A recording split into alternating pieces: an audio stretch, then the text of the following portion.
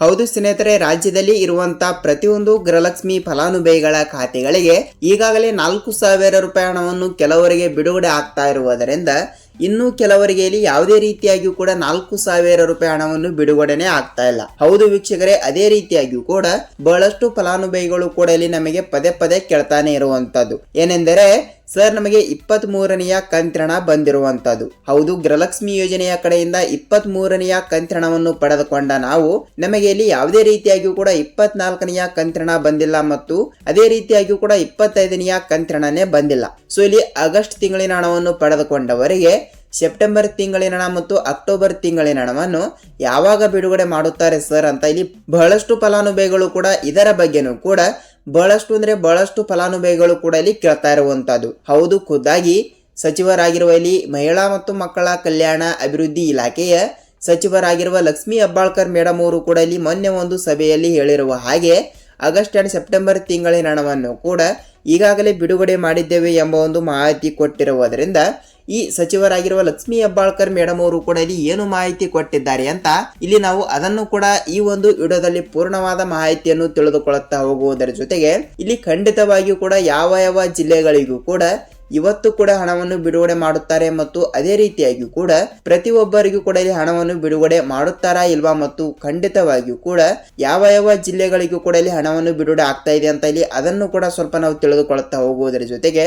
ಒಟ್ಟಾರೆಯಾಗಿ ಎಷ್ಟು ಕಂತಿನವನ್ನು ಕೂಡ ಬಿಡುಗಡೆ ಮಾಡುತ್ತಾರೆ ಏನಿಲ್ಲ ಏನು ಸುದ್ದಿ ಅಂತ ಇಲ್ಲಿ ಎಲ್ಲದರ ಬಗ್ಗೆನೂ ಕೂಡ ನಾವು ಸ್ವಲ್ಪ ಮಾಹಿತಿಯನ್ನು ಈ ಒಂದು ವಿಡಿಯೋದಲ್ಲಿ ಪೂರ್ಣವಾದ ಮಾಹಿತಿಯನ್ನು ತಿಳಿದುಕೊಳ್ಳುತ್ತಾ ಹೋಗಬಹುದು. ಹೌದು ವೀಕ್ಷಕರೇ, ಖಂಡಿತವಾಗಿಯೂ ಕೂಡ ಸಚಿವರಾಗಿರುವ ಲಕ್ಷ್ಮೀ ಹೆಬ್ಬಾಳ್ಕರ್ ಮೇಡಮ್ ಅವರಾಗಲಿ ಮತ್ತು ರಾಜ್ಯದ ಮುಖ್ಯಮಂತ್ರಿ ಆಗಿರುವ ಸಿಎಂ ಸಿದ್ದರಾಮಯ್ಯ ಸರ್ ಅವರು ಕೂಡ ಇಲ್ಲಿ ಏನು ಮಾಹಿತಿ ಕೊಟ್ಟಿದ್ದಾರೆ, ಏನು ಇಲ್ಲ, ಏನು ಸುದ್ದಿ ಅಂತ ಇಲ್ಲಿ ನಾವು ಅದನ್ನು ಕೂಡ ಸ್ವಲ್ಪ ಸಂಪೂರ್ಣವಾದ ಮಾಹಿತಿಯನ್ನು ಈ ಒಂದು ವಿಡಿಯೋದಲ್ಲಿ ಪೂರ್ಣವಾದ ಮಾಹಿತಿಯನ್ನು ತಿಳಿದುಕೊಳ್ಳುತ್ತಾ ಹೋಗುವುದರ ಜೊತೆಗೆ ನೋಡಿ, ರೇಷನ್ ಕಾರ್ಡ್ ಅನ್ನೋದು ಬಹಳಷ್ಟು ಜನರ ಬಳಿ ಇರುತ್ತದೆ. ಅದಕ್ಕಾಗಿ ಆಹಾರ ಇಲಾಖೆಯ ಕಡೆಯಿಂದ ಮತ್ತೊಂದು ಬಿಗ್ ಅಪ್ಡೇಟ್ ಬಂದಿರುವುದರಿಂದ ರೇಷನ್ ಕಾರ್ಡ್ ಹೊಂದಿರುವಂತಹ ಪ್ರತಿಯೊಂದು ಫಲಾನುಭವಿಗಳ ಖಾತೆಗಳಿಗೆ ಒಂದು ಭರ್ಜರಿ ಗುಡ್ ನ್ಯೂಸ್ ಅಂತಾನೆ ಹೇಳಬಹುದು ಮತ್ತು ಅದರ ಜೊತೆಗೆ ಒಂದು ಬ್ಯಾಡ್ ನ್ಯೂಸ್ ಅಂದ್ರೆ ತಪ್ಪಾಗಲ್ಲ. ಹೌದು, ರೇಷನ್ ಕಾರ್ಡ್ ಹೊಂದಿರುವಂತಹ ಪ್ರತಿಯೊಂದು ಫಲಾನುಭವಿಗಳಿಗೆ ಇಲ್ಲಿ ಒಂದು ಬ್ಯಾಡ್ ನ್ಯೂಸ್ ಏನು ಬಂದಿದೆ ಅಂತ ಇಲ್ಲಿ ಅದನ್ನು ಕೂಡ ಸ್ವಲ್ಪ ನಾವು ತಿಳಿದುಕೊಳ್ಳುತ್ತಾ ಹೋಗೋಣ ಮತ್ತು ಈಗಾಗಲೇ ಪಿಂಚಣಿ ಹಣದ ಬಗ್ಗೆನೂ ಕೂಡ ಒಂದು ಮಾಹಿತಿಯನ್ನು ಓಡಾಡ್ತಾ ಇರುವುದರಿಂದ ಪಿಂಚಣಿ ಹಣವನ್ನು ಯಾರಿಗೆ ಹೆಚ್ಚಳ ಮಾಡ್ತಾ ಇದ್ದಾರೆ ಅಂತ ಇಲ್ಲಿ ಅದನ್ನು ಕೂಡ ಸ್ವಲ್ಪ ನಾವು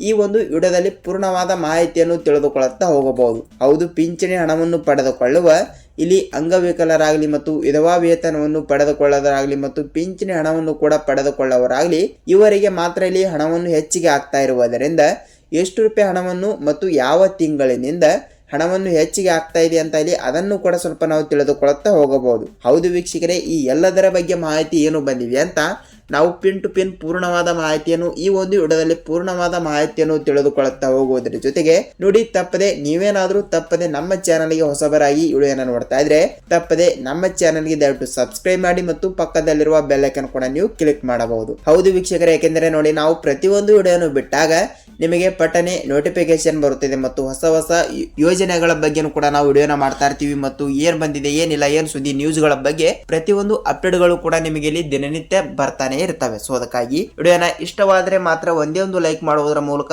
ಈ ಒಂದು ವಿಡಿಯೋನ ನೀವು ಎಲ್ಲಿ ಸ್ಕಿಪ್ ಮಾಡದೆ ಪೂರ್ತಿಯಾಗಿ ನೋಡಬಹುದು. ಹಾಗಿದ್ರೆ ಬನ್ನಿ ವೀಕ್ಷಕರೇ, ತಡಕ್ಕೆ ಸ್ಟಾರ್ಟ್ ಆದ ವಿಡಿಯೋ ನೋಡಿ. ಪ್ರತಿಯೊಂದು ಗೃಹಲಕ್ಷ್ಮಿ ಫಲಾನುಭವಿಗಳ ಖಾತೆಗಳಿಗೆ ಈಗಾಗಲೇ ಕೆಲವರಿಗೆ ಯಾವುದೇ ರೀತಿಯಾಗಿ ಕೂಡ 23ನೆಯ ಕಂತಿನವನ್ನು ಬಿಡುಗಡೆನೇ ಆಗಿಲ್ಲ. ಹೌದು, 23ನೆಯ ಕಂತಿನವನ್ನು ಪಡೆದುಕೊಂಡ ಪ್ರತಿಯೊಂದು ಗೃಹಲಕ್ಷ್ಮಿ ಫಲಾನುಭವಿಗಳಿಗೆ ಇಲ್ಲಿ ಕೇವಲ 24ನೆಯ ಕಂತಿನವನ್ನು ಬಿಡುಗಡೆ ಆಗಿರುವುದರಿಂದ 25ನೆಯ ಕಂತಿನವನ್ನು ಕೂಡ ಇಲ್ಲಿ ಕೆಲವರಿಗೆ ಬಿಡುಗಡೆ ಆಗಿರುವಂತದ್ದು. ಹೌದು, ಹಂತಗಳಾಗಿ ಇಲ್ಲಿ ಹಣವನ್ನು ಕೂಡ ಬಿಡುಗಡೆ ಆಗ್ತಾ ಇರುವುದರಿಂದ ಈ ಕಡೆ ಉತ್ತರ ಕರ್ನಾಟಕದ ಕಡೆ ಇರುವಂತಹ ಜಿಲ್ಲೆಗಳಾಗಲಿ ಮತ್ತು ದಕ್ಷಿಣ ಕರ್ನಾಟಕದ ಕಡೆನೂ ಕೂಡ ಇರುವಂತಹ ಜಿಲ್ಲೆಗಳಾಗಲಿ ಸೊ ಹಂತಗಳಾಗಿ ಪ್ರತಿಯೊಬ್ಬರಿಗೂ ಕೂಡ ಇಲ್ಲಿ ತಪ್ಪದೆ ಹಣವನ್ನು ಕೂಡ ಇಲ್ಲಿ ಬಿಡುಗಡೆ ಆಗ್ತಾ ಇರುವುದರಿಂದ ಪ್ರತಿಯೊಬ್ಬರಿಗೂ ಕೂಡ ಒಂದು ಭರ್ಜರಿ ಗುಡ್ ನ್ಯೂಸ್ ಅಂತಾನೆ ಹೇಳಬಹುದು.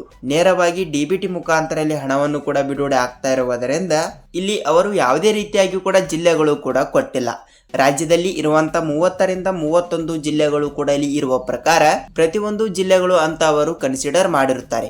ಸೊ ಖಂಡಿತವಾಗಿಯೂ ಕೂಡ 30ರಿಂದ 31 ಜಿಲ್ಲೆಗಳು ಕೂಡ ಇಲ್ಲಿ ಇರುವ ಪ್ರಕಾರ ಪ್ರತಿಯೊಬ್ಬರಿಗೂ ಕೂಡ ಒಂದು ಭರ್ಜರಿ ಗುಡ್ ನ್ಯೂಸ್ ಅಂತಾನೆ ಹೇಳಬಹುದು.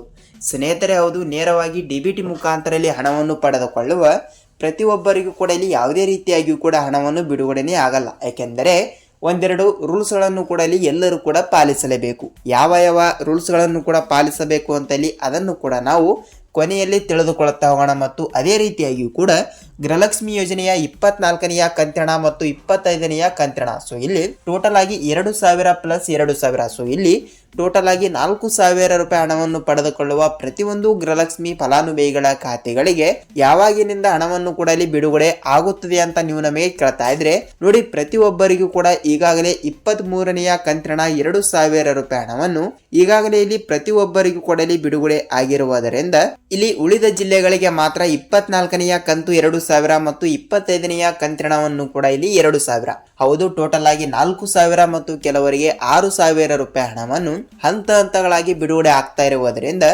ರಾಜ್ಯದಲ್ಲಿ ಇರುವಂತಹ 30ರಿಂದ 31 ಜಿಲ್ಲೆಗಳಲ್ಲಿ ಇರುವಂತಹ ಅಂದಾಜಾಗಿ ಗೃಹಲಕ್ಷ್ಮಿಯರ ಸಂಖ್ಯೆ ಎಷ್ಟಂದ್ರೆ 1,27,10,00,000 ಹತ್ತತ್ರದಲ್ಲಿ ಗೃಹಲಕ್ಷ್ಮಿಯರ ಸಂಖ್ಯೆ ಇರುವ ಕಾರಣದಿಂದ ಪ್ರತಿಯೊಬ್ಬರಿಗೂ ಕೂಡ ಇಲ್ಲಿ ಬಿಡುಗಡೆ ಮಾಡುವ ಮೂಲಕ ಒಂದು ಮಾಹಿತಿ ಕೊಟ್ಟಿರುವಂತದ್ದು. ಹೌದು, ತಪ್ಪದೆ ಪ್ರತಿಯೊಬ್ಬರಿಗೂ ಕೂಡ ಇಲ್ಲಿ ನೇರವಾಗಿ ಹಣವನ್ನು ಕೂಡ ಇಲ್ಲಿ ಬಿಡುಗಡೆ ಆಗುತ್ತದೆ. ನೀವು ಯಾವುದೇ ರೀತಿಯಾಗಿ ಕೂಡ ಭಯಪಡುವ ಅವಶ್ಯಕತೆ ಇಲ್ಲ. ನೋಡಿ, ನಿಮ್ಮ ಜಿಲ್ಲೆನೂ ಕೂಡ ಒಂದು ಆಗಿರುತ್ತದೆ ಅಂತ ಅಂದುಕೊಳ್ತೀನಿ. ಯಾಕೆಂದರೆ ಅವರು ಇಲ್ಲಿ ಯಾವುದೇ ರೀತಿಯಾಗಿ ಕೂಡ ಜಿಲ್ಲೆಗಳು ಕೂಡ ಕೊಟ್ಟಿಲ್ಲ. ಅಂದ್ರೆ ರಾಜ್ಯದಲ್ಲಿ ಇರುವಂತಹ ಪ್ರತಿಯೊಂದು ಜಿಲ್ಲೆಗಳಿಗೂ ಕೂಡ ನೇರವಾಗಿ ಹಣವನ್ನು ಕೂಡ ಇಲ್ಲಿ ಬಿಡುಗಡೆ ಆಗ್ತಾ ಇರುತ್ತದೆ. ಸೊ ಅದಕ್ಕಾಗಿ ತಪ್ಪದೆ ನಿಮ್ಮ ಜಿಲ್ಲೆನೂ ಕೂಡ ಒಂದು ಆಗಿದ್ದರೆ ಇಲ್ಲಿ ನಿಮ್ಮ ಜಿಲ್ಲೆನೂ ಕೂಡ ಯಾವುದು ಅಂತ ತಪ್ಪದೆ ನೀವು ನಮಗೆ ಕಮೆಂಟ್ ಮೂಲಕ ನಿಮ್ಮ ಅನಿಸಿಕೆ ಏನು ಅಂತ, ಮತ್ತು ನಿಮ್ಮ ಜಿಲ್ಲೆಗಳಿಗೂ ಕೂಡ ಇಲ್ಲಿ ಹಣವನ್ನು ಬಂದಿದ್ದರೆ ಮತ್ತು ಹಣವನ್ನು ಬಂದಿಲ್ಲ ಅಂದ್ರೂ ಕೂಡ ಇಲ್ಲಿ ನಿಮ್ಮ ಜಿಲ್ಲೆನೂ ಕೂಡ ಯಾವುದು ಅಂತ ನೀವು ನಮಗೆ ತಪ್ಪದೆ ಮಾಹಿತಿಯನ್ನು ತಿಳಿಸಬೇಕು. ಹೌದು ವೀಕ್ಷಕರೇ, ಇದಿಷ್ಟು ಗೃಹಲಕ್ಷ್ಮಿ ಯೋಜನೆ ಕಡೆಯಿಂದ ಈ ರೀತಿ ಮಾಹಿತಿ ಇದೀಗ ಬಂದಿರುವಂತದ್ದು.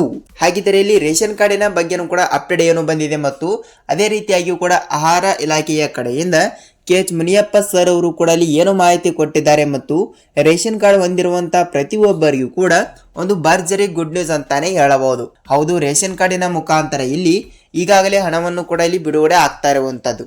ಹೌದು ವೀಕ್ಷಕರೇ, ನಾನಾ ರೀತಿಯ ಯೋಜನೆಗಳಿಂದ ಕೂಡ ಪ್ರತಿಯೊಂದು ರೇಷನ್ ಕಾರ್ಡ್ ಇದ್ದರೆ ಮಾತ್ರ ನೀವು ಖಾತೆಗಳಿಗೆ ಹಣವನ್ನು ಪಡೆದುಕೊಳ್ಳುತ್ತಾ ಹೋಗುತ್ತೀರಿ. ಎಕ್ಸಾಂಪಲ್ ಆಗಿ ನೋಡ್ತಾ ಹೋದರೆ ಇಲ್ಲಿ ಗೃಹಲಕ್ಷ್ಮಿ ಯೋಜನೆ ಕಡೆಯಿಂದ ಆಗಲಿ ಮತ್ತು ಪಿಂಚಣಿ ಹಣ ಆಗಲಿ ಮತ್ತು ರೇಷನ್ ಕಾರ್ಡಿನ ಬಗ್ಗೆ ಇಲ್ಲಿ ಬೇರೆ ಬೇರೆ ಯೋಜನೆಗಳಿಂದ ಕೂಡ ನೀವು ಹಣವನ್ನು ಪಡೆದುಕೊಳ್ಳಬೇಕಾದ್ರೆ ರೇಷನ್ ಕಾರ್ಡ್ ಅನ್ನೋದು ಬಹಳಷ್ಟು ಇಂಪಾರ್ಟೆಂಟ್ ಅಂದ್ರೆ ತಪ್ಪಾಗಲ್ಲ. ಸೊ ಅದಕ್ಕಾಗಿ ಈಗಾಗಲೇ ಏನಾಗ್ತಿದೆ ಅಂದ್ರೆ ಇಲ್ಲಿ ರೇಷನ್ ಕಾರ್ಡ್ ಹೊಂದಿರುವಂತಹ ಪ್ರತಿಯೊಬ್ಬರ ರೇಷನ್ ಕಾರ್ಡ್ಗಳನ್ನು ಕೂಡ ಈಗಾಗಲೇ ರದ್ದು ಆಗ್ತಾ ಇರುವಂತದ್ದು.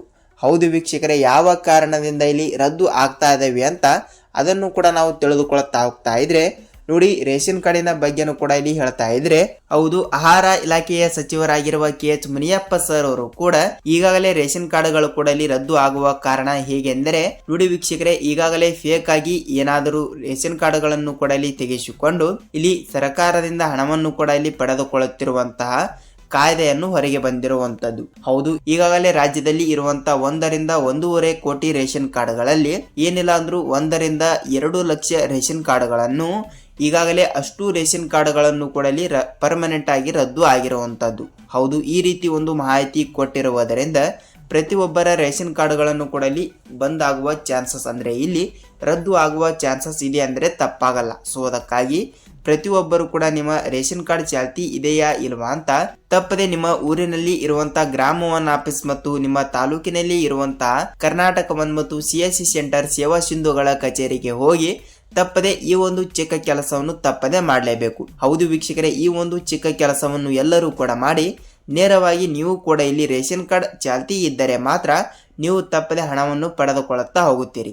ಹೌದು ವೀಕ್ಷಕರೇ, ಇದಿಷ್ಟು ಈ ದಿನದ ಮಾಹಿತಿ ಈ ರೀತಿ ಬಂದಿರುವುದರಿಂದ ಪ್ರತಿಯೊಬ್ಬರಿಗೂ ಕೂಡ ಒಂದು ಭರ್ಜರಿ ಗುಡ್ ನ್ಯೂಸ್ ಅಂತಾನೆ ಹೇಳಬಹುದು. ಹೌದು, ಪ್ರತಿಯೊಬ್ಬರ ಬಗ್ಗೆನೂ ಕೂಡ ಇಲ್ಲಿ ಸಂಪೂರ್ಣವಾದ ಮಾಹಿತಿ ತಿಳಿದುಕೊಂಡಿದ್ದೀರಿ ಅಂತ ಅಂದುಕೊಳ್ತೀನಿ. ಮತ್ತು ನಿಮಗೆ ಇಲ್ಲಿ ಯಾವುದೇ ರೀತಿಯಾಗಿಯೂ ಕೂಡ ಡೌಟ್ ಇದ್ದರೂ ಕೂಡ ನೀವು ನಮಗೆ ಕಮೆಂಟ್ ಮೂಲಕ ನಿಮ್ಮ ಅನಿಸಿಕೆ ಏನು ಮತ್ತು ನಿಮ್ಮ ಅಭಿಪ್ರಾಯ ಏನು ಅಂತ ನೀವು ನಮಗೆ ಖಂಡಿತವಾಗಿಯೂ ಕೂಡ ತಿಳಿಸುವುದರ ಮೂಲಕ ವಿಡಿಯೋನ ಇಷ್ಟವಾದರೆ ಮಾತ್ರ ಒಂದೇ ಒಂದು ಲೈಕ್ ಮಾಡಿ ಮತ್ತು ಖಂಡಿತವಾಗಿಯೂ ಕೂಡ ಈ ಒಂದು ವಿಡಿಯೋನ ನಿಮ್ಮ ಫ್ರೆಂಡ್ಸ್ ಅಂಡ್ ಫ್ಯಾಮಿಲಿ ಕೂಡ ನೀವು ಶೇರ್ ಮಾಡಬಹುದು. ಸ್ನೇಹಿತರೆ, ಹೌದು, ನಾವು ಇಲ್ಲಿ ಇದೇ ರೀತಿಯಾಗಿ ಕೂಡ ಮತ್ತೊಂದು ವಿಡಿಯೋದಲ್ಲಿ ಭೇಟಿಯಾಗೋಣ ಮತ್ತು ಅದೇ ರೀತಿಯಾಗಿ ಕೂಡ ಈ ಒಂದು ವಿಡಿಯೋದ ಬಗ್ಗೆ ನಿಮ್ಮ ಅನಿಸಿಕೆ ಏನು ಅಂತ ತಿಳಿಸೋದರ ಮೂಲಕ ನಾವು ಪಿಂಚಣಿ ಹಣದ ಬಗ್ಗೆ ನೆಕ್ಸ್ಟ್ ವಿಡಿಯೋದಲ್ಲಿ ತಿಳಿದುಕೊಳ್ಳುತ್ತಾ ಹೋಗೋಣ. ಏಕೆಂದರೆ ಈ ಒಂದು ವಿಡಿಯೋ ತುಂಬಾ ಲೆಂತ್ ಆಗಿದೆ ಅಂತ ಅಂದುಕೊಳ್ತೀನಿ ಮತ್ತು ನೆಕ್ಸ್ಟ್ ವಿಡಿಯೋದಲ್ಲಿ ಪಿಂಚಣಿ ಹಣದ ಬಗ್ಗೆ ಸ್ವಲ್ಪ ಮಾಹಿತಿಯನ್ನು ತಿಳಿದುಕೊಳ್ಳುತ್ತಾ ಹೋಗಬಹುದು. ಸ್ನೇಹಿತರೆ, ಹೌದು, ನಾವು ಇದೇ ರೀತಿಯಾಗಿ ಕೂಡ ಮತ್ತೊಂದು ವಿಡಿಯೋದಲ್ಲಿ ಭೇಟಿಯಾಗೋಣ. ಅಲ್ಲಿಯ ತನಕ ಎಲ್ಲರಿಗೂ ಧನ್ಯವಾದ.